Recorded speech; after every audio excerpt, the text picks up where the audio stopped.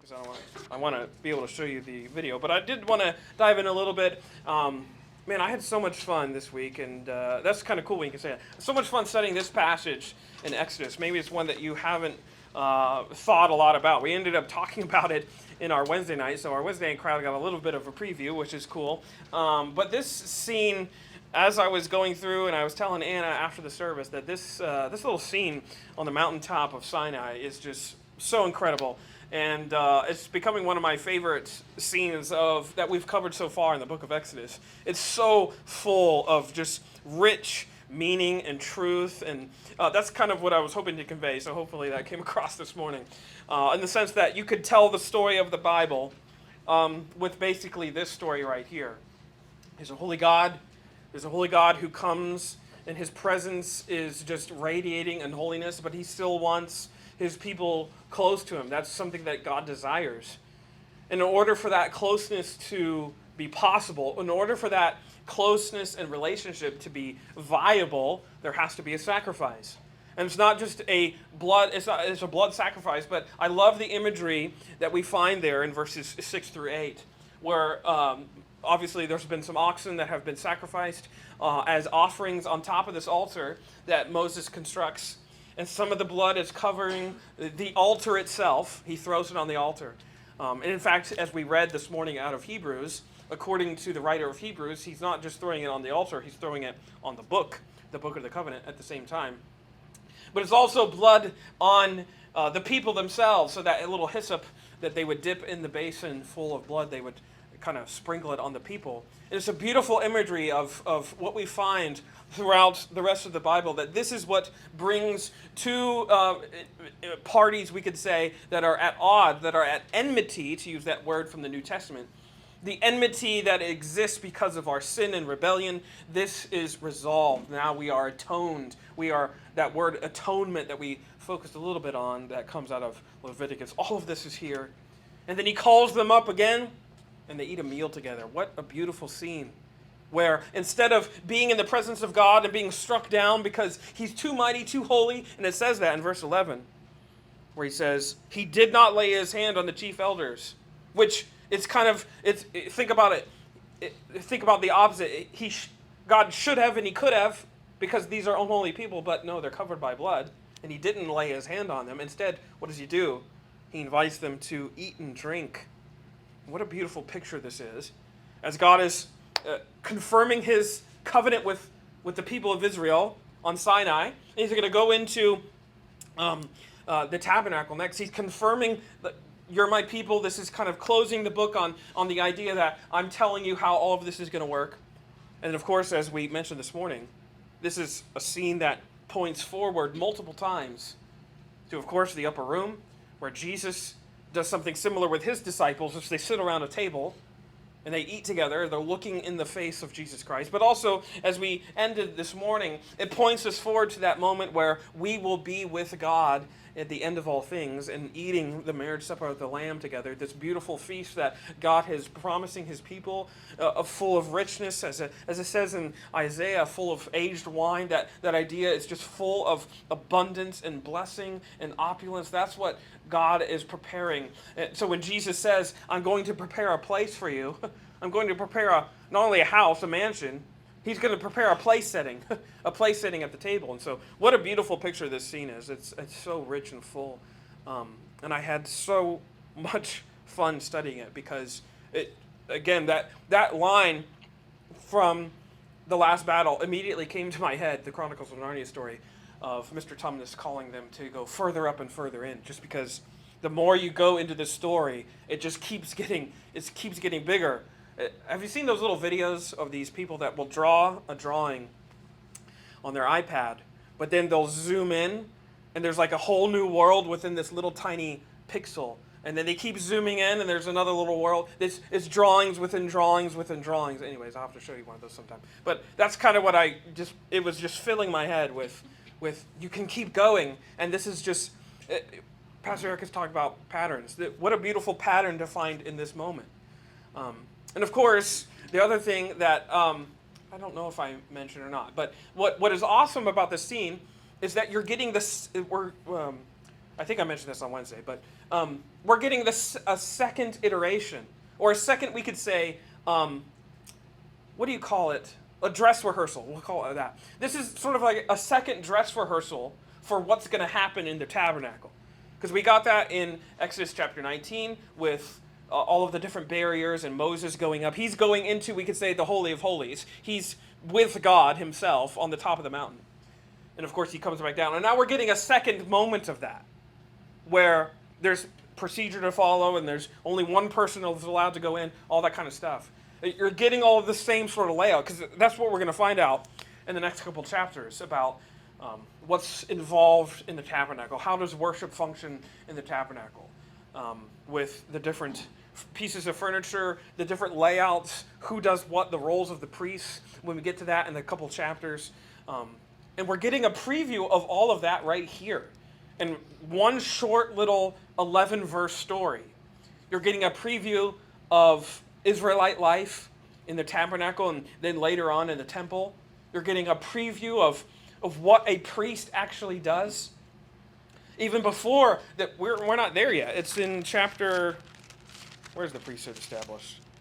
Chapter 28, where God talks about what the priest wears and the consecration of the priest in chapter 29, and so on and so forth. So we're not there yet.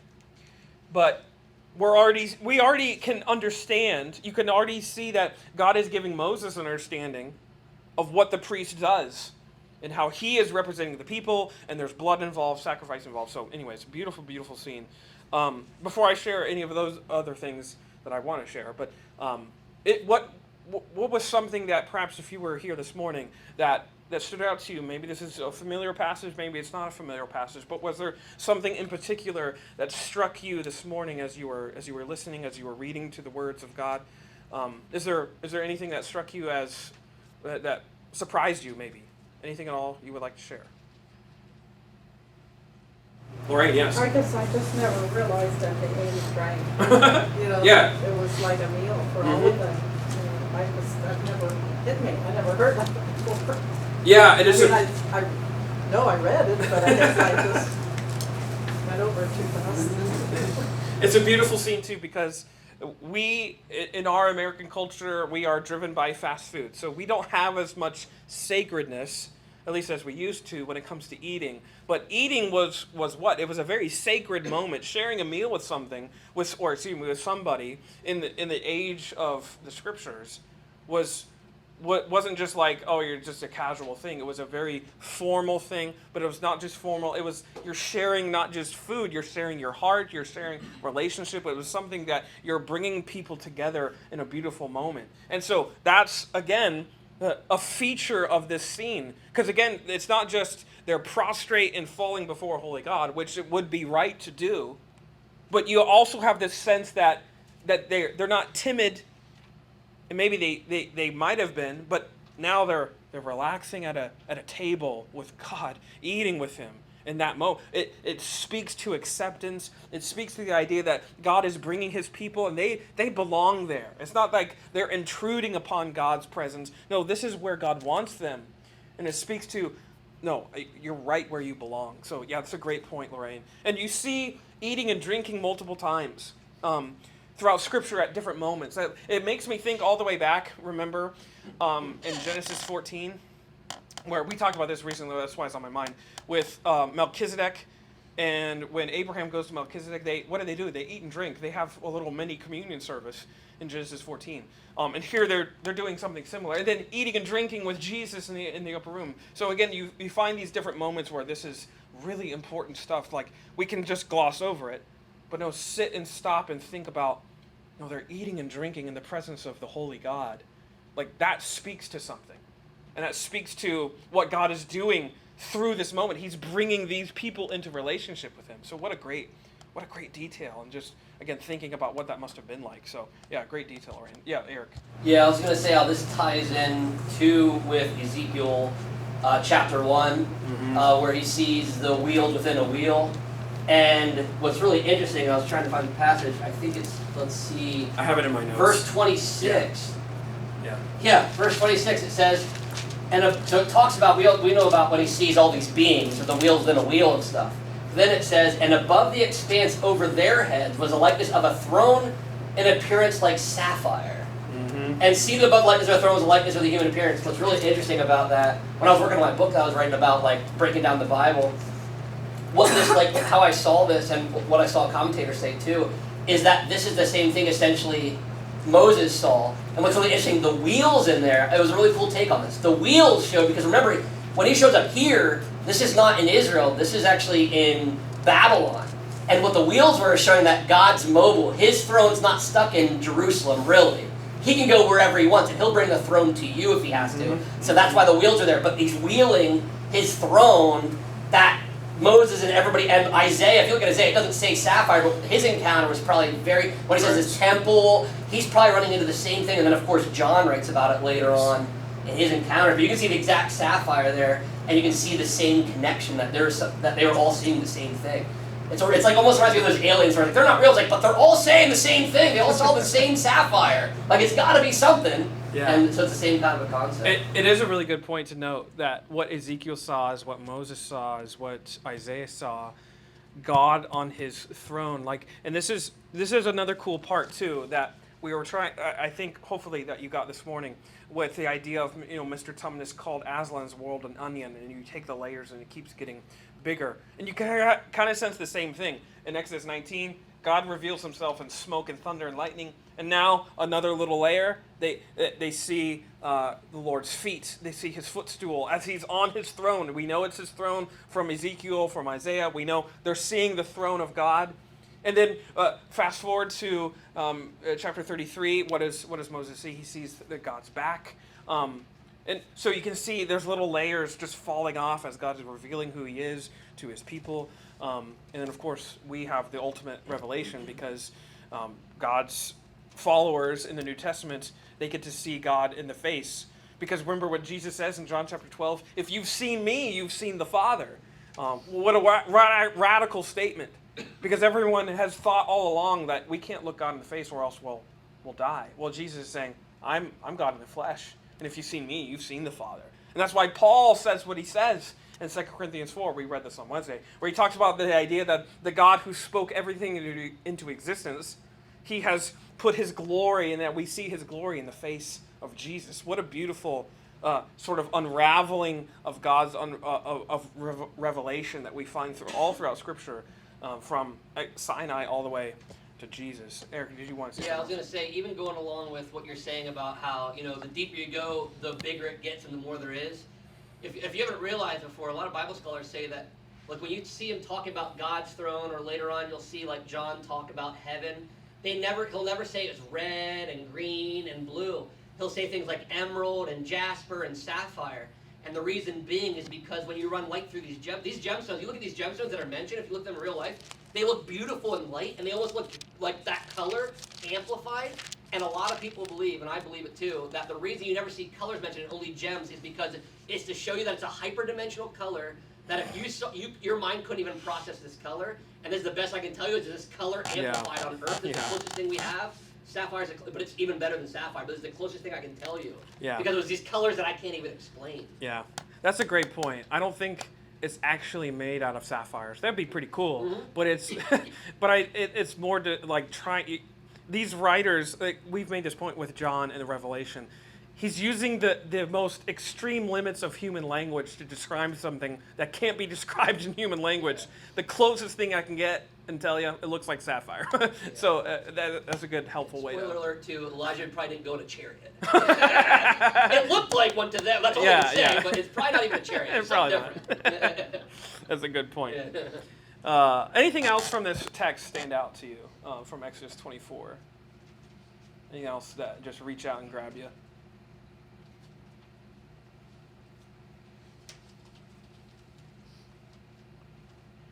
One thing really quick, I find it really, really fascinating. You get kind of this is one of those moments where, like Moses, as he's writing this portion of Exodus, and he includes who goes up to the mountain. He could have just said himself and Aaron and the 70 elders, but he includes the other two names. Did you notice their two names? Yeah. Nadab and Abihu. Now, where do they show up? Later on. Leviticus 10. If you look at Leviticus 10, I'm going to read the first couple verses because that's where they appear.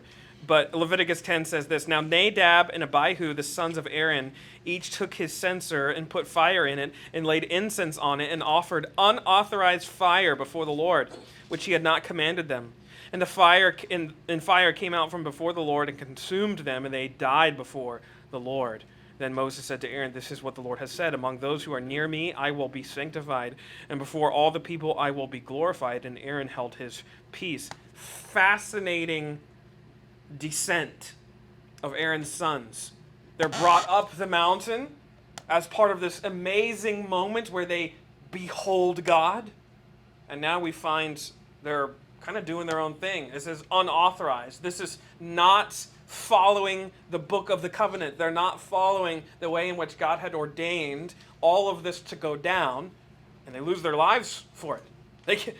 It says they're consumed by fire. They're vaporized in the midst of this ceremony they're trying to hold, and it's one that is not just unauthorized, it's ungodly and it's unholy, and they're profaning the name of God by assuming that they can do their own thing. Imagine the descent of going from that mountaintop to here.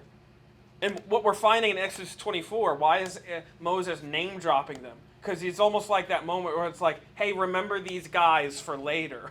He's kind of just already preparing you that these are people that are important, Aaron's sons, and just bookmark them for later because they're going to pop up. As a lesson to everyone. As a lesson to Aaron. Oh, no, I was going to say that when you were reading it this morning, I was like, it's interesting that Nadab and Abihu go up there, and it's like, man, they saw God's throne. So they're like the example of the people that might be sitting in our church right now and haven't seen the presence, and might even felt the presence of God here. And they say, well, I'll live my own way, though, and I'll still get it. I'll do it my way. I'm not going to do it God's way, I'll do it my way. Because that's literally, I think John MacArthur literally started a whole thing called strange fire. And it's all based on this profane fire or strange fire. It's because it was fire, but it was just not done the way it was supposed to be done. Yeah. And there's people like that today that'll go to church, and they're going to say they'll do the Bible the way they want to do it. And that's why they're twisting it. And James Tellerico, all those guys, they're all twisting stuff now because they're being Nadab and Abihu. They'll be like, oh, I'm going to do God, but I'll do it my way. Yeah. So they're like kind of the cautionary tale. Very, very much so. Cautionary tale is the great word.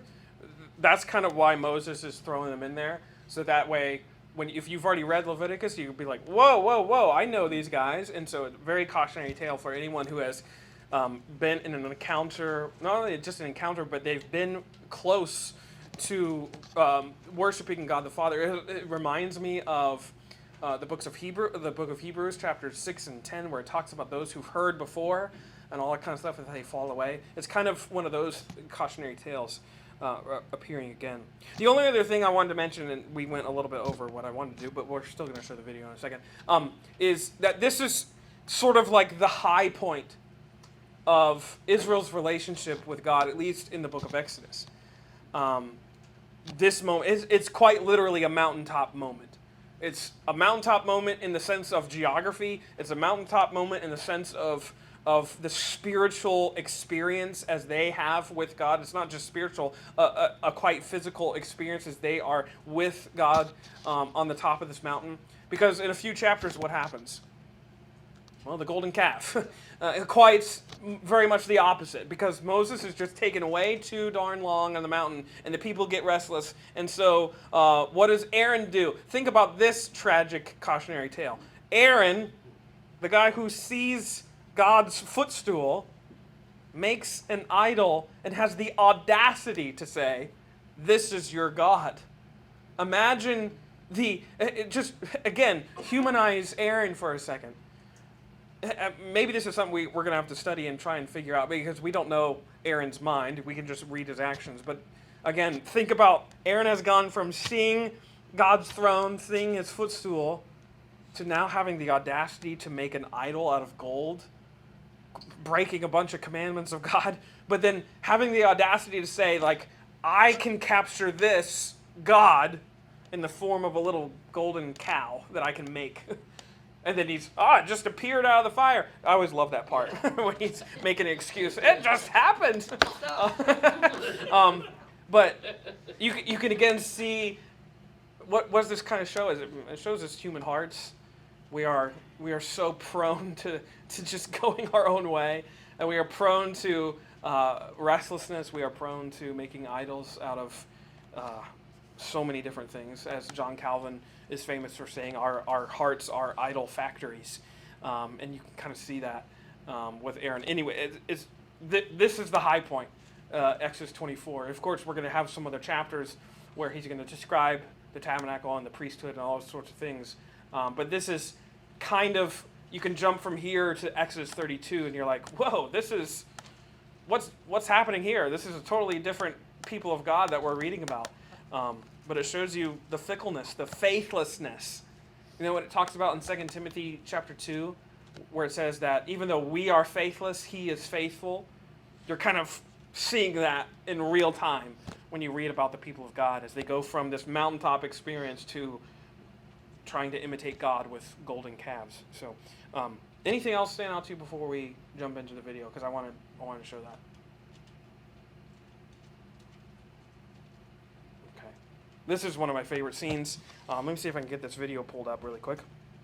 See the Kurdish anthem, which is 2 + 2 is equal to 1.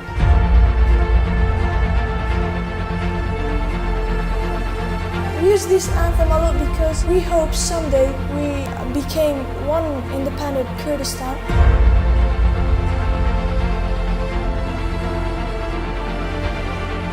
The red color means the blood we bleed in the war.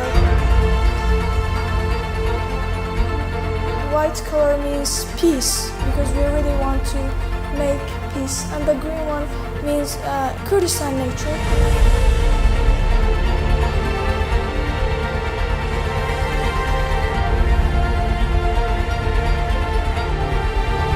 The sun right here, it has 21 sun rays, which means that our Kurdish New Year is on 21st on March, first day of spring.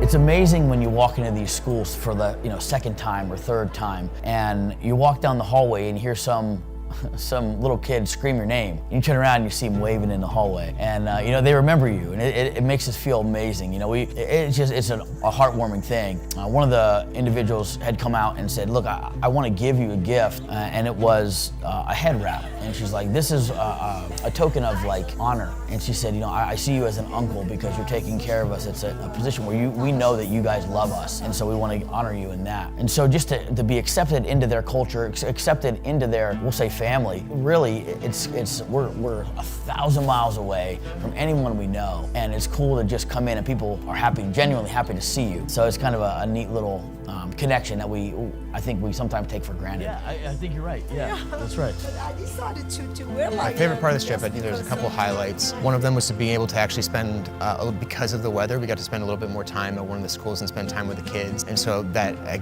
connection, that interactions that we had with them hopefully made a huge impact. It's a very relational culture, so having that kind of impact and being able to spend quality time with the kids hopefully makes them feel valued and appreciated more than just coming here, drop off a solar panel and be like, okay, we'll see you later. But to be able to have conversations with them and be able to practice our Kurdish, I think it was a really cool opportunity. It is a big commitment to be away from your family, be away from work, your livelihood, financial strains.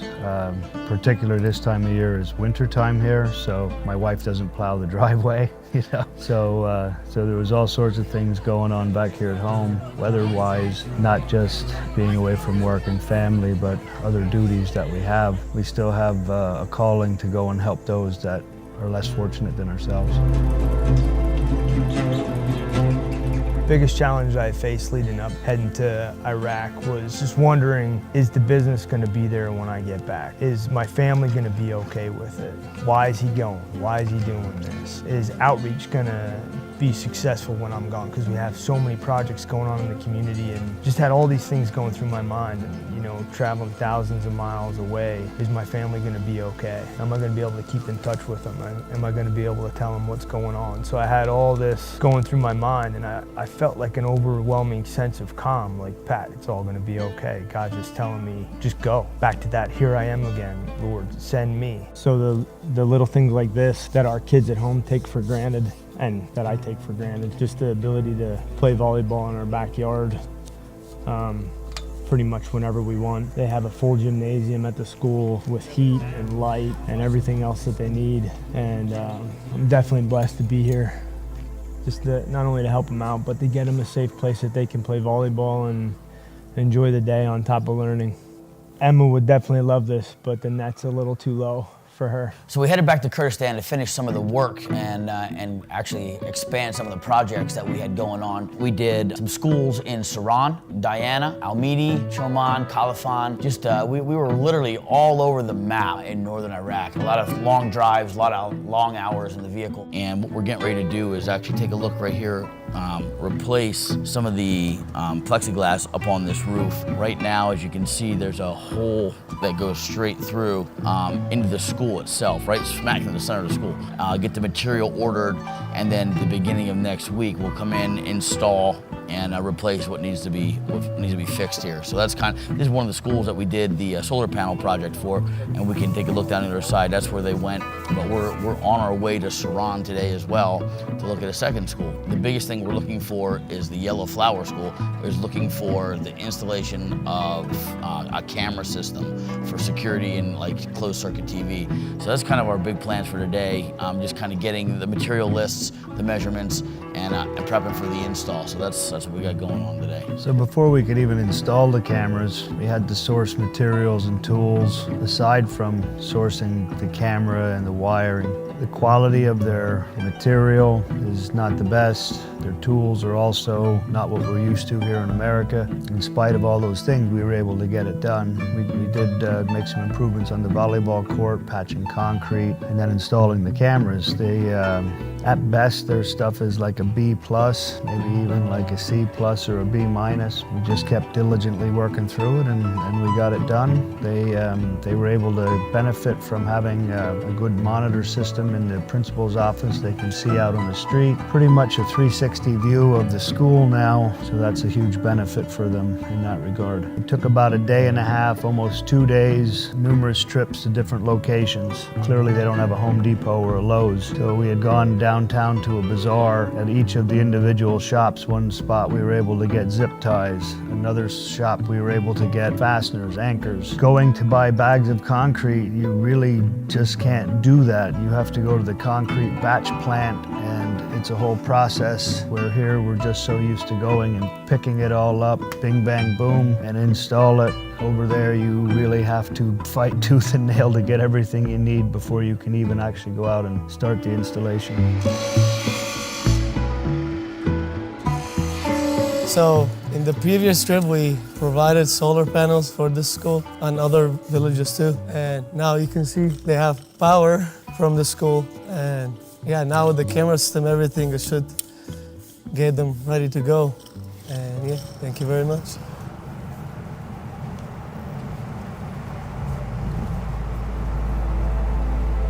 So we ended up arriving at this school, Khalafan Scientific High School, crawling out over top of this 16-gauge steel truss setup where it's completely rusted. The trusses are cut from the bottom, exposing yourself to about a 25, 30-foot fall. I had the crew, they were hanging onto my ankles. We put sheets of plywood out across these trusses so that we wouldn't fall through the old plexiglass that was there while putting up the new plexiglass. And we're taking off all these old screws and braces that kind of held this whole frame together. I hear the Quran prayer music in the background, so that's like ringing through my ears as I'm looking down at this concrete floor just thinking, man, Like, we want to shine some light. What a better opportunity than to be dangling from these 16 gauge trusses with your brothers and sisters in Christ behind you, holding your ankles, knowing that if you fall, you're going to take all them with you.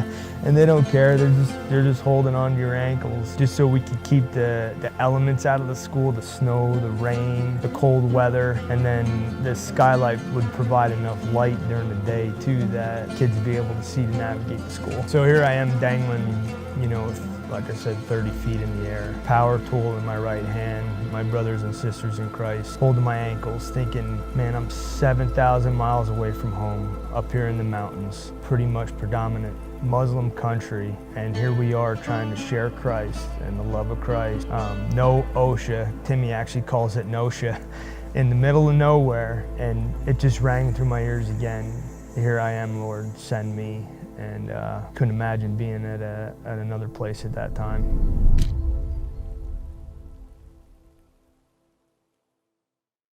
We have to be doing good for ourselves, for our brothers. You cannot say you love God and still be doing bad things to the world. Our whole purpose here is to educate people on what human trafficking is in order to prevent the human trafficking before it happens.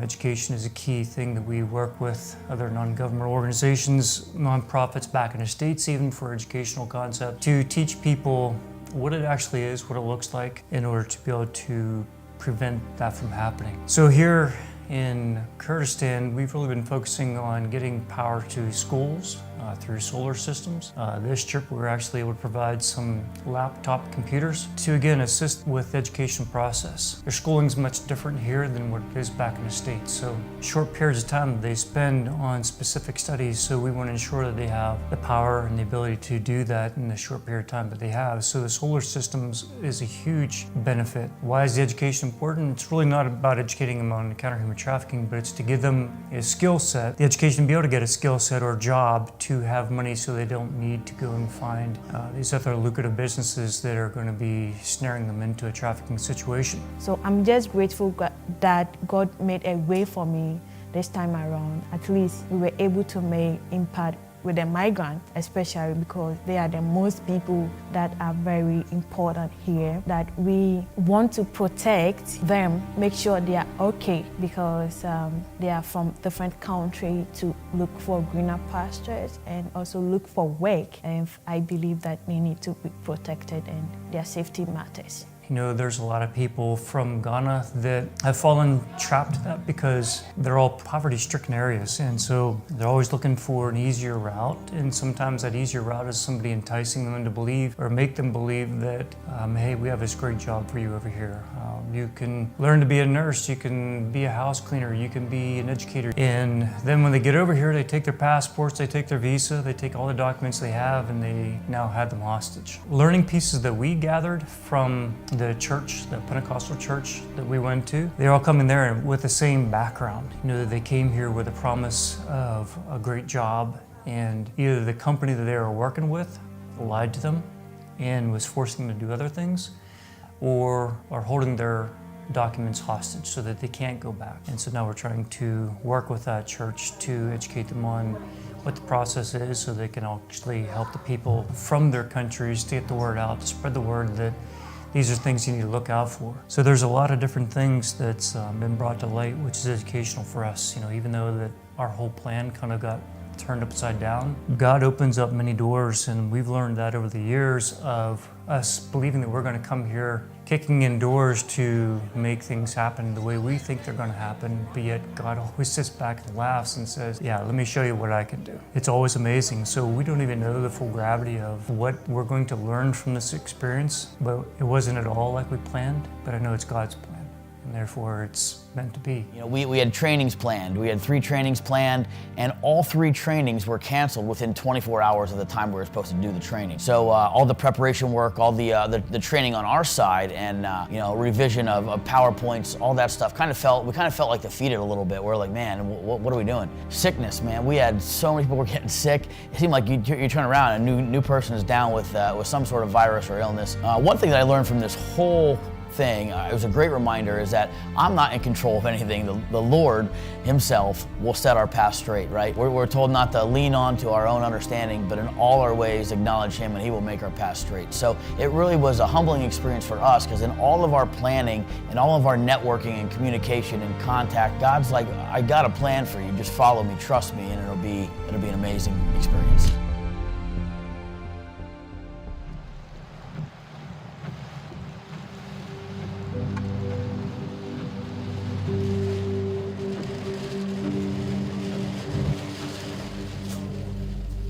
That's when they needed the most. So the solar panels will help them extend the hours. We wanted to talk about the solar panel effect and the before effect. The solar panel project is this great and helpful project for our school. We suffered so much and we faced so many problems, especially about power and electricity, because we used to go days without having any power, and also it was this major problem, especially in winter time, because it would get dark really early, so we would just sit in the dark and listen to what the teacher was saying, not what the teacher was writing or talking about, because we couldn't see the board, and sometimes they would just send us home because it was useless sitting in this dark classroom. It also damaged our learning process and studying and education. But after the solar panel project started and they were installed, it really changed our school in a very great way. We got used to turning on lights whenever we wanted, and whenever we needed, we got used to studying in light, and also we got used to using any supplements, any electrical power. Just first of all, I appreciate you guys very much for your support, and she does that on behalf of all the students. She says, as you see, our school is built in the 1970s, somewhere there. If we were to have like a more modern school, the students would be able to do a lot more and study way better to be more successful. But thank you very much for your support. We really appreciate it. So we express our greatest gratitude to especially the Five Stones International team and those who help for us to study in the light.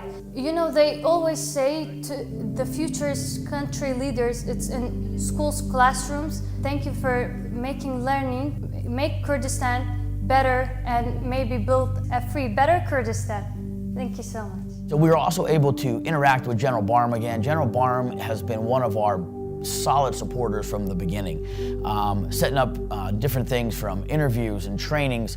He's just really been amazing at helping us get in and do the work that we feel called to do. I said to General Barham, I said, hey, we can't wait to come back, you know, and continue our work with you. And he says, Inshallah, which means if God wills. I said, yes, Inshallah. And he says, no, not my Inshallah, your Inshallah. And we kind of laughed and joked, because later it was explained that, like, when they say if God wills, it could be like, well, maybe, we'll see. He took it more as a like, no, he wanted, our word is good. And he said, so if God wills, you're telling me you will be back. And so I took that as a huge compliment, just to have him kind of reinforce the idea that, yeah, we're here, you know, on God's drive and God's purpose.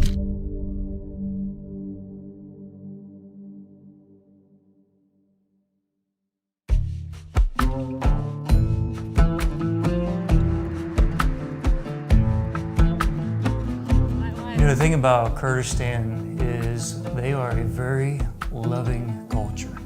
Back in the States, you know, people sometimes think that we have this vision of Iraq and Iran and Syria that is just a terrorist country. We had a meeting a long time ago with General Barham, and through translation, he said, you don't know what it's like to be surrounded on all sides by your enemies. He said, we have Syria and Turkey to the north, Iran to the east, and Iraq to the south. And so, you know, we're sitting there thinking, Erbil area, Duhok area, we're in Iraq. The Kurds are very open and very welcoming people, so I feel very safe being over here. I feel welcome. Most of the population here is welcoming.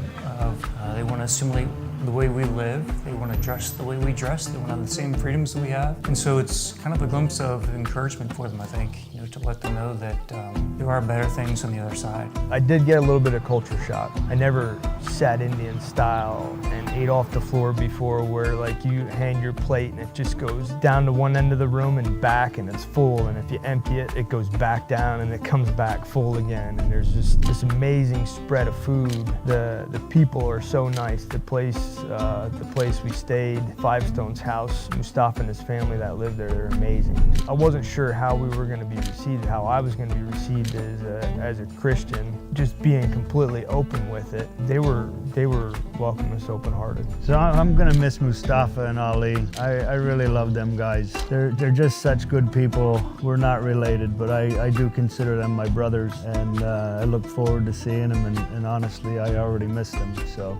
So behind the scenes is kind of my role in everything. I just help support the team. You know, when we started this overseas mission work, that, you know, we're safest wherever God has us. You know, like the story of Jonah, you know, if he went in disobedience and he ended up in the belly of the whale. And so, you know, for us, it's a walk in faith. We know that God has us here, and we know that he has these trips planned. Even when we're doing our work to plan them, you know, he has something else. For me, the biggest winner, the highlight, encountering all these problems and challenges, getting to problem solve, but being able to go through them with my team, get to see my teammates really step up and just show some maturity and initiative, and just grit. It's frustrating when things don't go according to your plan, especially when you only have a short time window to do it, but I'm really grateful that I had the opportunity to go through that with my teammates, both Kurdish American and Ghanaian. We were really connected. We had some incredible conversations that just brought us all closer together. And so as we're moving forward, the tighter our team is, the more we'll be able to accomplish. Such a plaguing, just a process, and one thing after another that went wrong and went wrong and went wrong. We just kept plugging away, and we kept God in the center of it all, and his will was done. So I would have to say it's just a testament of faith and trusting in his plan, and he'll always see us through.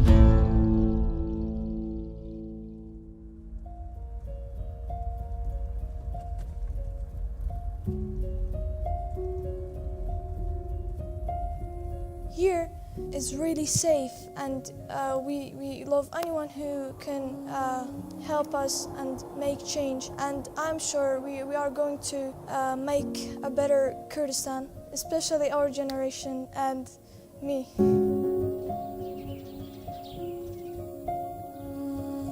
So all in all, when we look back at the trip, I see God's hand working, and all the things that we thought maybe we should have accomplished, we see that God's plan was much better than ours ever was. So being part of a missions team is an exciting piece. It's an amazing experience, but it's going to cost you something. What I mean by costing you, we should never make a decision out of fear, comfort, anger, or pride.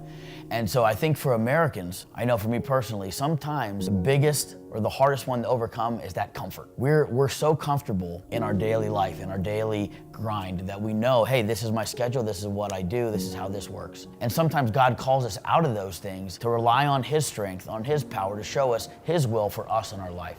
And so I would say that if you're being held up because you're afraid to walk away from something, pray through that. That's a spirit of fear. God has not given us the spirit of fear, but of power and of love and of a sound mind. If it's like, man, it's a little out of my comfort zone, praise the Lord. He's calling you up and out, right? He's got more for you in your life than I think what you realize. Where is God calling you? It doesn't have to be to some distant land somewhere. Your mission field could be right here at home. Your mission field is your family. That's your very first ministry that you're involved in. Pray. Find where God's calling you and go do that. That's where you're going to find God's going to work in your life, and he's going to show you things that you've never expected. He's going to grow you in ways that you never expected. It's all not about you. It's about empowered through the Holy Spirit, stepping out in faith and walking away from those comfort and fear things that are holding you back. So don't be afraid. Seek discomfort, knowing that God's got your best interest and his best interest in mind, and he will fulfill your call if you're willing.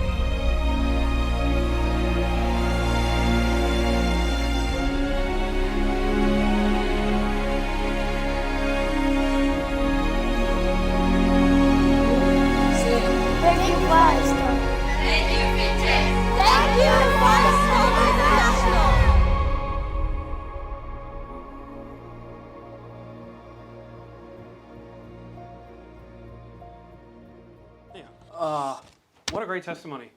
And I was thinking that I just turned on the lights.